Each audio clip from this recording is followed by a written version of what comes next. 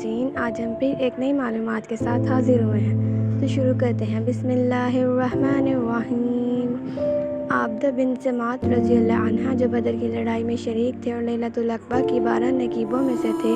فرماتے ہیں کہ رسول اللہ صلی اللہ علیہ وسلم نے اس وقت جب آپ کے گرد صحابہ کی ایک جماعت بیٹھی ہوئی تھی، فرمایا کہ مجھ سے بیعت کرو اس بات پر کہ اللہ کے ساتھ کسی کو شریک نہ کرو گے، چوری نہ کرو گے، زنا نہ کرو گے، اپنی اولاد کو قتل نہ کرو گے اور نہ کسی پر کوئی ناحق بہتان باندھو گے اور کسی بھی اچھی بات میں خدا کی نافرمانی نہ کرو گے۔ جو کوئی تم میں سے اس عہد کو پورا کرے گا تو اس کا ثواب اللہ کے ذمہ، اور جو کوئی ان بری باتوں میں سے کسی کا ارتکاب کرے اور اسے دنیا میں اسلامی قانون کے تحت سزا دے دی گئی تو یہ سزا اس کے گناہوں کے لیے بدلہ ہو جائے گی، اور جو کوئی ان میں سے کسی بات میں مبتلا ہو گیا اور اللہ نے اس کے گناہ کو چھپا لیا تو پھر اس کا معاملہ اللہ کے حوالے ہے، اور اگر چاہے معاف کر دے اور اگر چاہے سزا دے دے۔ عابدہ کہتے ہیں کہ پھر ہم سب نے